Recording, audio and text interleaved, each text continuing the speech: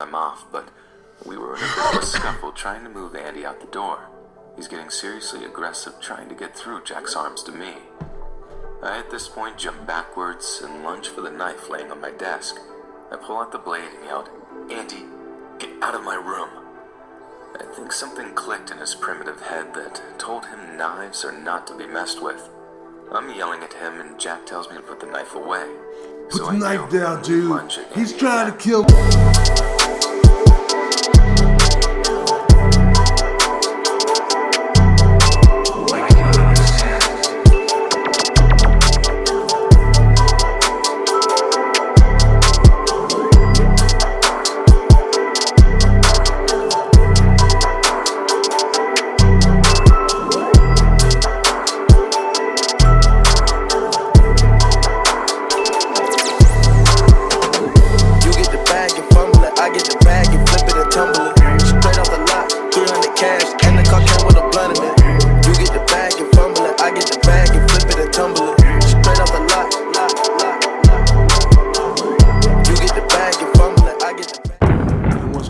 It's your boy KJ coming to you live with an all new video. So today we're going to be watching, since it's Halloween time, we're going to be watching some I wouldn't say like scary video, but like some creepy, like, you know, thriller videos. So we're going to be watching some more today.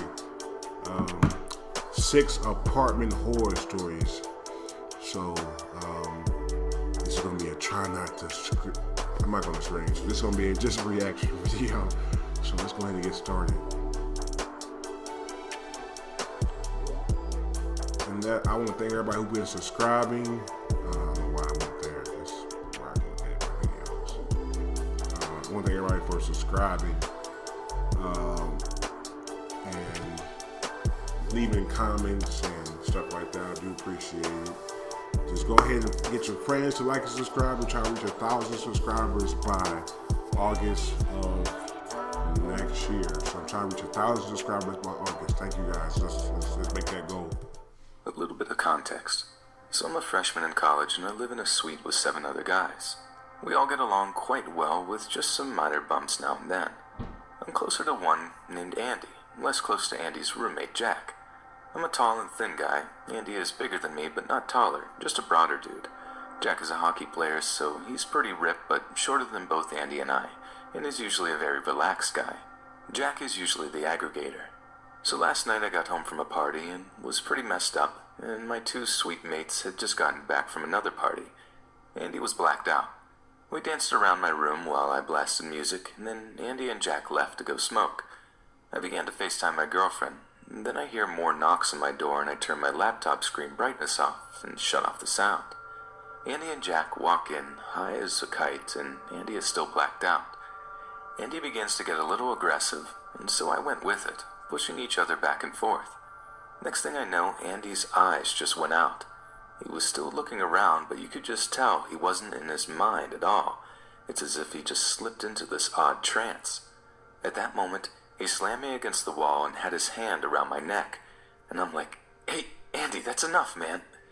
And he's not letting go. Jack sees what's up and comes over to coax him away, and Andy is not having any of it. He's just got his hand around my neck, pressing me against the wall, and has this death stare looking straight into my eyes. So at this point, I start to freak out a little bit, and I'm really trying to get out of the hold. Eventually, Jack gets him off of me, and I lunge at Andy to push him out of my room once and for all. Get out of my room! He puts me in this death-like chokehold where I can feel his arms getting tighter and my oxygen supply lower. At this point, I'm terrified and yelling at Jack to get him off of me and yelling, "I can't breathe." I don't know how we got him off, but we were in a bit of a scuffle trying to move Andy out the door. He's getting seriously aggressive trying to get through Jack's arms to me. I at this point jump backwards and lunge for the knife laying on my desk. I pull out the blade and yelled, "Andy, get out of my room." I think something clicked in his primitive head that told him knives are not to be messed with. I'm yelling at him and Jack tells me to put the knife away. Put the knife down, dude. He's trying to kill me, man. I've got my arms around his torso, pushing him out the door. He dumps a liter of orange crush on me that was open on the mini fridge right next to us. He then slips and falls in the soda, and while Jack grabs his arms, I pushed him out the door, shut it, and promptly locked it. Now Andy is banging on the door, punching the door, yelling at me, "You little baby, just open the door." No, I'm You not really little sure why bitch, he's doing open the this. door. But like I said, he was in this creepy trance. I've seen him only one other time get in. The banging continues and his body's slamming the door while yelling, "I'm gonna break this door down and end you." All the while he's milling about between slams, just staring in my peephole. My girlfriend is still on FaceTime and is freaking out, understandably, and I'm at the door holding the knife, just pressing the door shut. Andy poured more soda under the door, but that didn't really do much other than make my floor sticky. Jack eventually left and stopped trying to get him to leave. About 15 minutes of this, I decide this is enough and had my girlfriend call public safety and say there's a dispute. She should have been did that. 550 and to come quickly. 10 minutes later, pub safety shows up and he instantly complies with them to back away and sits down in a chair in the common room. I was honestly so terrified, and I'm glad that I had been drinking because if not, I would have been much more scared. Andy, please get some help, because I'm still a bit spooked to leave my door open. Nope. Wouldn't have been friends About no 5 months ago, a more. friend of mine got expelled from his program because of bad marks. He was only halfway through his lease, and he didn't see a point of staying in the city since he was only here for school. He told me that if I wanted to take over his lease, as a subletter, he would only half charge me the rent, which I thought was a pretty sweet deal. So naturally, although I am from this town, I thought it was time to leave for my parents' place. I had already graduated, and although I had been looking for a new job for a while, I still felt like I couldn't miss out on the opportunity. So I took over his lease and moved into his place. The house itself is actually pretty nice.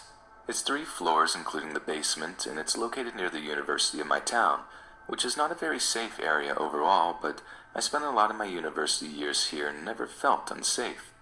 The room in the basement is pretty small but cozy, and the only other room down here is a girl who is currently a student, and she's pretty quiet. Actually, all the girls living here are pretty good roommates. I wasn't thrilled about living with 3 girls, but now I don't see why I would have thought it was an issue. They're all pretty great and a good time. I'm the only one in the house who is not a student, and also the only one who is originally from this town.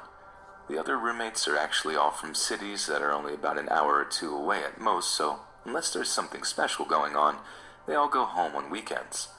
My friend who got expelled also only lives 2 hours away, so he would always go home for the weekend as well. One thing I forgot to mention, which is pretty crucial Did to you the see that air story, just pop out of is that nowhere? the house actually has 5 rooms, but right when they all moved into the new place together, one of the girls had a seizure on her bed and passed away. This was pretty upsetting for everyone, and the landlord told them not to worry about finding anyone else. The rent never went up or anything, and the room was left vacant. According to the landlord, he just found it insensitive to try and find someone because he didn't want to turn someone's death into a financial inconvenience for him. So, after the girl's death, the parents came and took her belongings out of the room, and it just remained empty since then.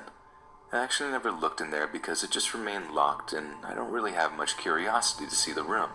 It's on the 2nd floor, and I never go up there, so I never paid any attention to it. The first weekend I spent there was pretty uneventful. I remember that I spent one night at a boyfriend's place, and then the next night he slept over after we went out drinking at one of the college bars near the place. We were pretty wasted, so we passed out as soon as we got home. The next weekend, I was at home in my new room, and I couldn't sleep, so I decided to read a little bit. I was really enjoying the quietness of this new house since the girls weren't home at all. I come from a Latino family, so this quiet and serene environment was pretty rare. I thought that I heard a few noises upstairs, so I figured that one of the girls had probably decided to stay the weekend at the house, or she was just getting last-minute things ready before heading home. I didn't think much of this thing. I wasn't very close with the roommates, so I didn't even bother asking them if any of them had stayed home. I just felt like it was none of my business. The girl in the basement was for sure gone for the weekend because she apparently sleeps with her door locked and keeps it open when she's not home. One weekend, that same month, I woke up to pee and I could hear a toilet flushing upstairs, which was kind of weird since I knew that none of the girls were home. I was gonna go check it out, but in my tired state I was too lazy and just didn't care enough. It's funny, horror movies are supposed to make you paranoid, but the biggest lesson I got from them was that there's always a rational explanation for things. This would prove to be my biggest mistake because for a couple of months, I was always brushing things off and ironically creating irrational explanations to rationalize what I thought were irrational thoughts. For example, I heard creaking coming from the second floor and figured one of the girls must have forgotten something and decided to come by to pick it up. The girl must have driven 2 hours down and 2 hours back to her town in the middle of the night to pick something up. One Saturday I woke up to get some water and I noticed that the roommate in the basement was gone. Her door was open and her car was not in the driveway. There weren't any cars in the driveway, but I shouldn't mention that one of the girls doesn't drive. A couple of hours later I woke up because I heard steps coming down into the basement. At this point I yelled out the girl's name who doesn't drive because she is the only one who could have been in the house. I didn't get a reply and just heard the steps going back upstairs. At this point I started getting uneasy about being home on weekends, so I decided just to spend them at my boyfriend's house. One of the girls made a house Facebook page which was supposed to address any issues like washing dishes or leaving messes, but it remained pretty inactive since everyone seemed to get along. I posted on there that some creepy stuff was happening on weekends and asked them if they could start letting me know if they'd be home for the night or not. They seriously thought I was joking around. The replies were not receptive at all and consisted of laugh out louds and oh my god you're so funny. Even my boyfriend agreed that I was being paranoid because he too believed that everything had a rational and perfect explanation. The thing is, when you say that everything has an explanation, you are only invalidating paranormal explanations or ghostly activity, which is not what I was implying at all. I have never believed in ghosts or spirits or any of that jazz, and I never claimed to when I spoke to my roommates or to my boyfriend. They kept saying that the house was old and made noises, but I know the difference between old house noises and someone walking down the stairs and back up the stairs. Fortunately, my roommates did start posting things on the Facebook page to let me know they'd be gone. It was always to the effect of, hey, I won't be home this weekend, so don't worry about the ghosts. One weekend they let me know that they would not be home and my boyfriend was on the midnight shift, so I had to spend the night on my own. My boyfriend called me on his break while I was on the phone with him. I heard noises on the main floor.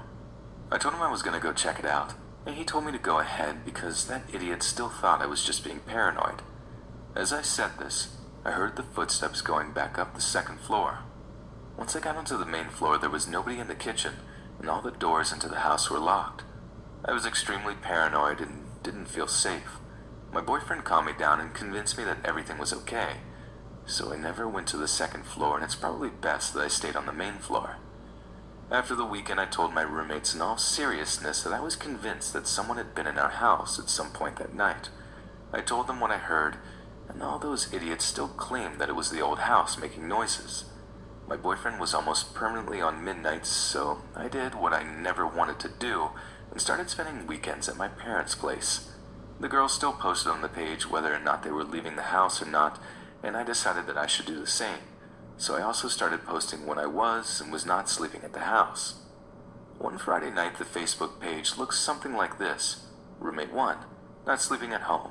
Roommate 2, not sleeping at home. Roommate 3, staying home because of midterm exams. Me, I'm staying at my parents'.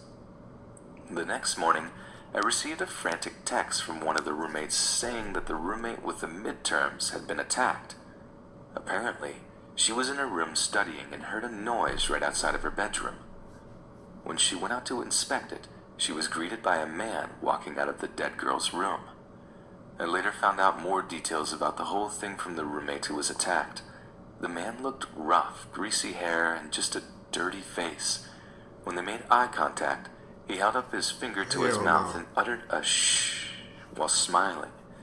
The nail on his finger was long, and his beard was apparently really scraggly and uneven, like it only grew on certain parts of his face. She screamed out of instinct, even though she knew there was nobody in the house.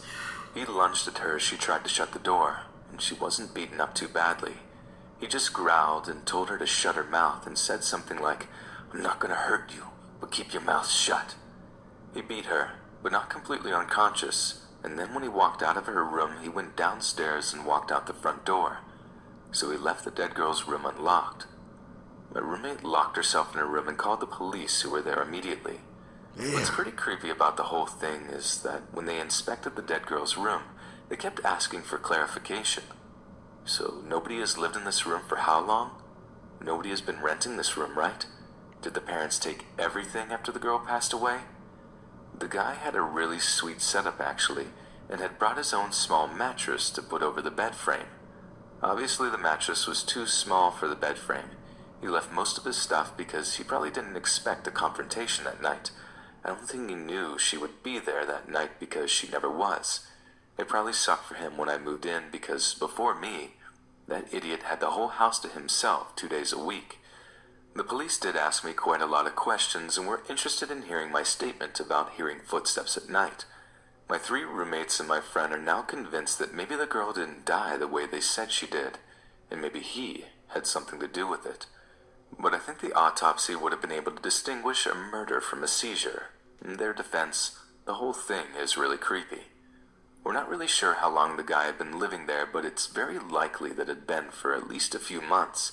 The theory is that the guy had been climbing in through the window, so it's possible that he was even there at times when all of us were there. The police are really interested in talking to the landlord because they want to know how the man found out about the vacant room. The landlord is a pretty decent guy, so I don't know if there's anything going on there. I don't even feel an "I told you so" attitude from this whole thing. I think that I am just glad that the girl is okay because she seemed pretty shaken up. I just wish people were more willing to listen to me when I told them that I thought somebody was coming into our home. I even said it might be a squatter, which everyone laughed at. This happened very recently, so it might be a while before an update. As of now, the man had not been found by police, but the police remain optimistic about finding him, whatever that means.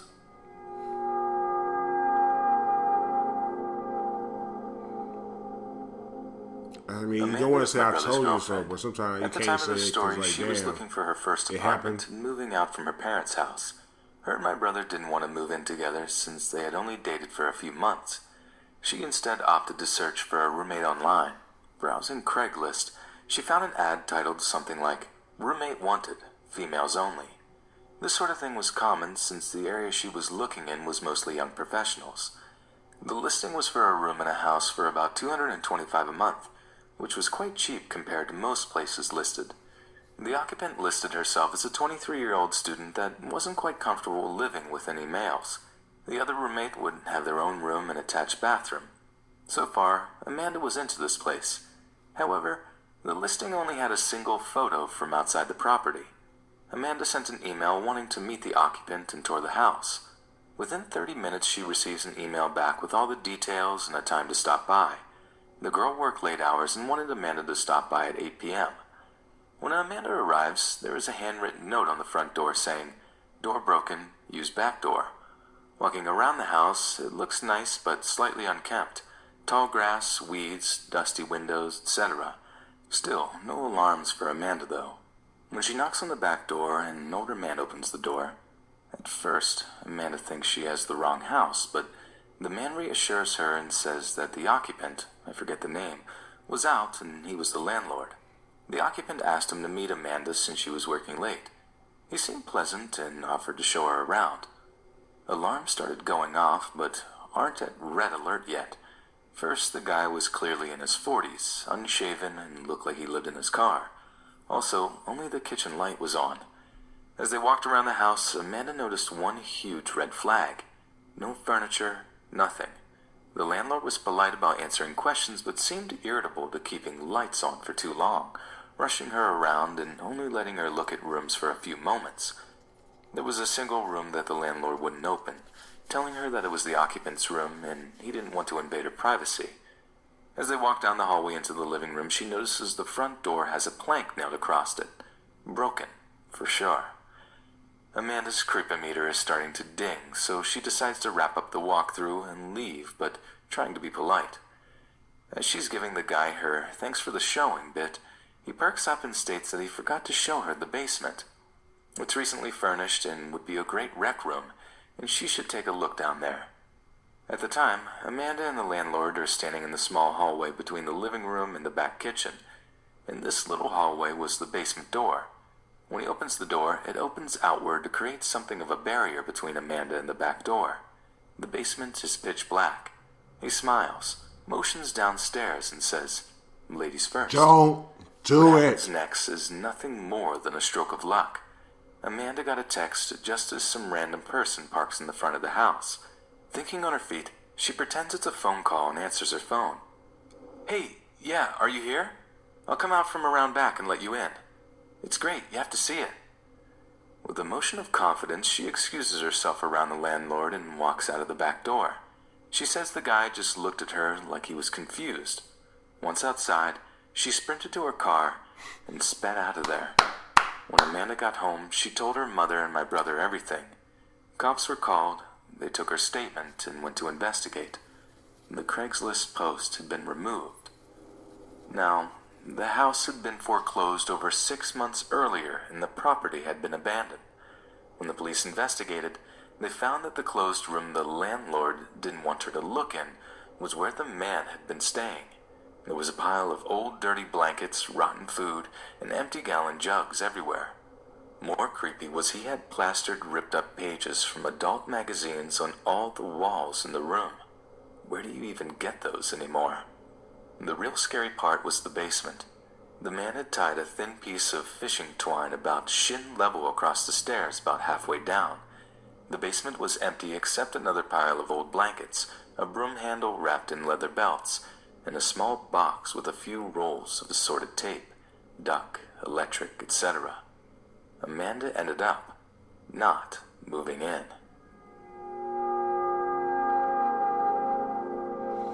Girl, he was getting you. So a few years ago, I was studying on a university in a major city. Normally I am living in a small town more than 70 kilometers from it, so, as you might have imagined, I had to rent a room. I found one in a 4-story building. Most of it was rented by various students. The flat I was supposed to live in looked like behind the door there was a 5 to 6 meter long corridor, very narrow one. On the right there were 2 doors. Behind the first one there was a room where my roommate was supposed to live in, then a kitchen, practically combined with a bathroom, which wasn't really hygiene positive, but it's an old building. On the end of the corridor there was a big room that I was going to be living in. For a year or so it was really great.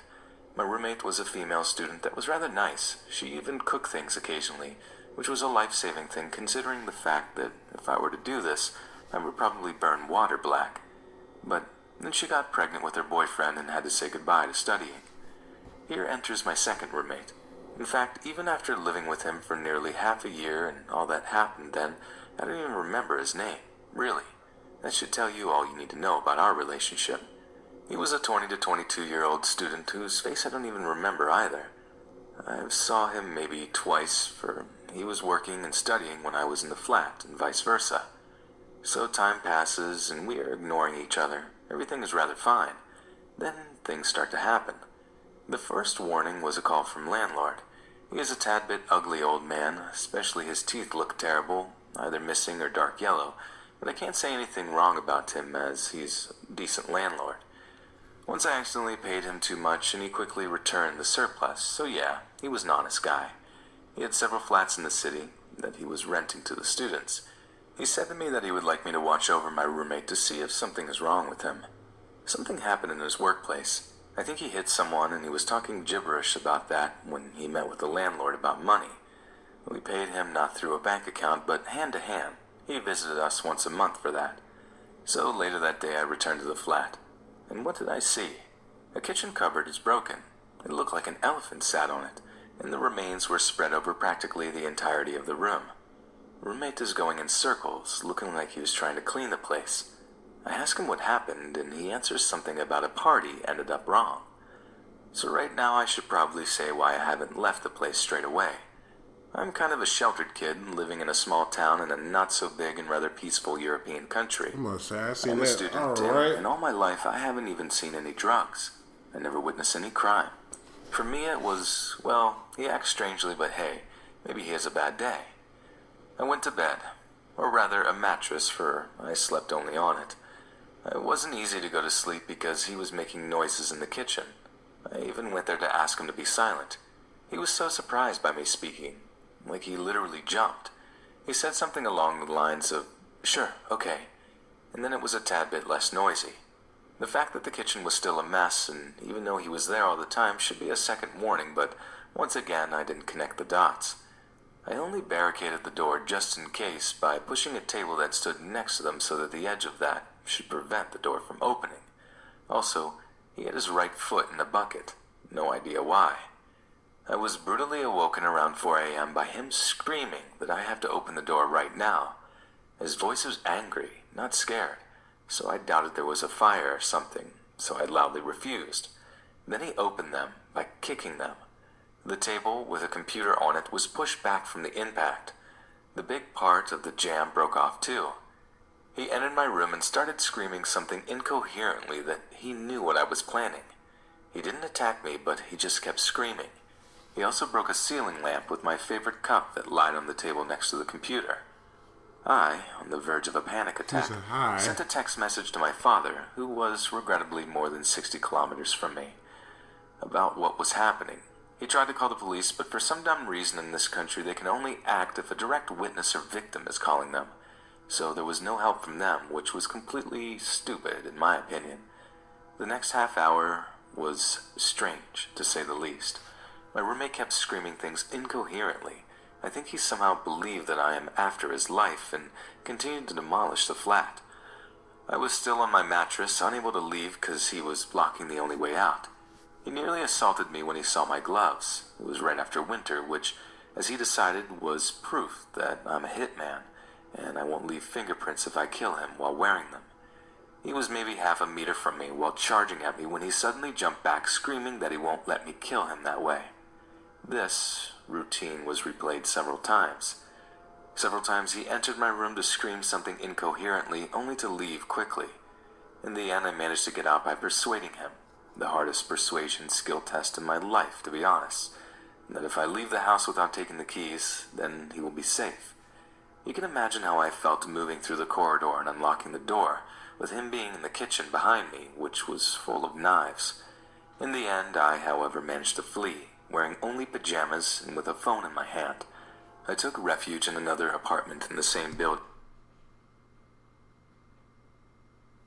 in which a relative of the landlord was living with 2 other persons. I knew him because once the landlord couldn't collect rent in person and asked me to give the money to him. They were even kind enough to make me some tea. I stayed there until the police came, then returned to the room. The roommate opened the door. While I was packing everything that was valuable, mainly the computer and books, he was in the kitchen. The police tried to interrogate him, but rather unsuccessfully. He wasn't really responsive, but he looked like his attack was over, his manic phase, I suppose. They left him there after telling him to go for a walk to cool his head. I, in the same time, left the flat. I waited for an hour in a safe distance from this place, and my father picked me up and we drove back to my town. A few hours later, my landlord called me after I left the flat and told me to come there. The roommate was still there, and once again he ended up having some sort of mental breakdown. The landlord called the police once again, as the fella barricaded himself on the balcony, threatening to throw things on people if he wasn't left alone. This time the police came in force and practically dragged him out of the building. Now the thing is that I don't know exactly what happened to him after that. Ever since that incident, I've heard 2 versions. First was some sort of instantaneous insanity, schizophrenia, a paranoid type, I suppose. I learned later on that he was ripping cables from the walls as he was searching for a government-made wiretapping. What? The second was that he took some drugs and then mixed them with alcohol, and he somehow overdid it. The police searched through the room, but unfortunately, they found nothing. After that experience, I doubt that I will ever have a roommate again.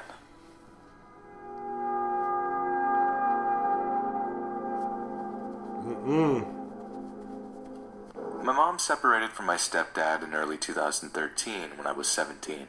He had already threatened to kick me out of his home for a multitude of reasons, anything from violating curfew to being bisexual, and really, I wasn't a bad kid.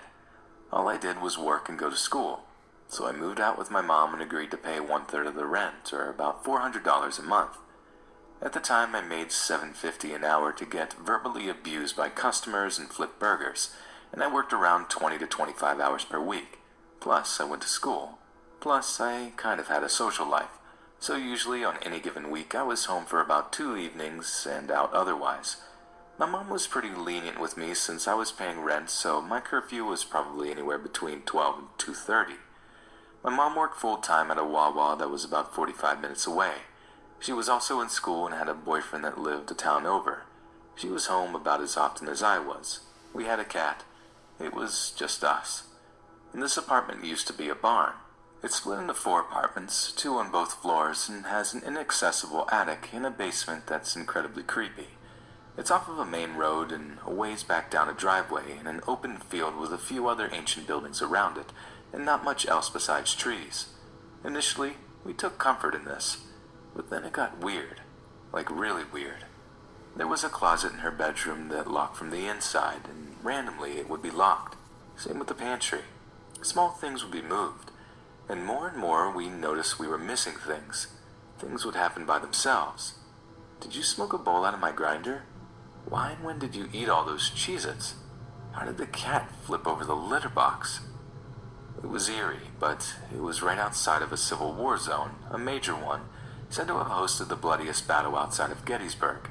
It was so dumb, but at first we thought it was a ghost, or we thought it was the other person. Obviously, it was a tense and weird time in our household.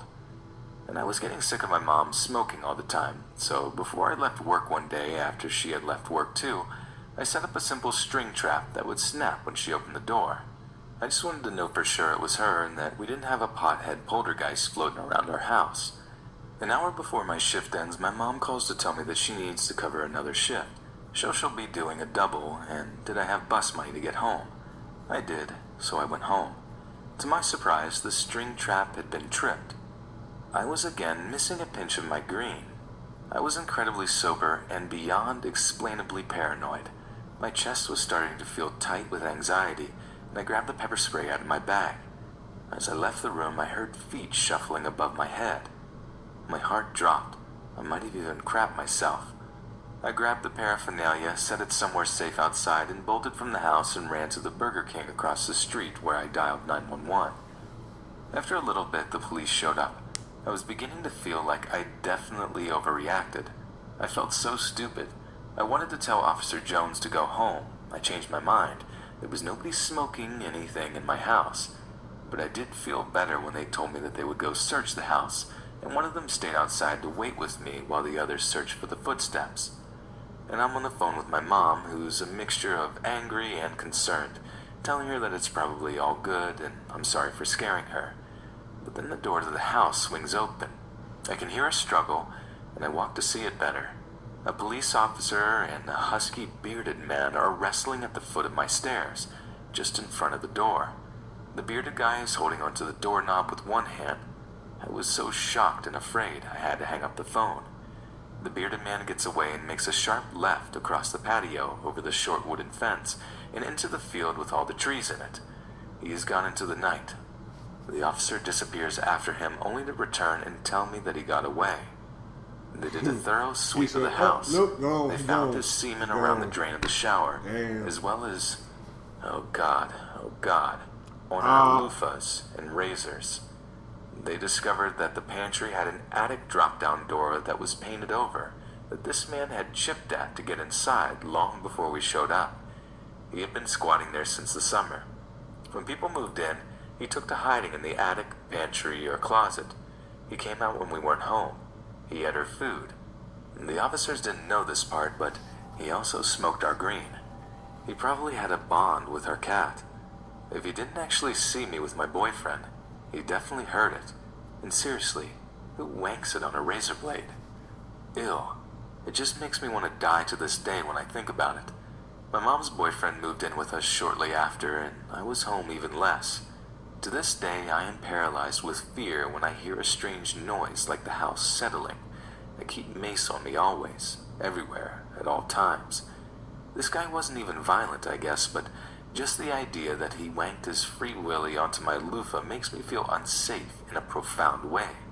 I saw the other signs, I acknowledged them, and I ignored them.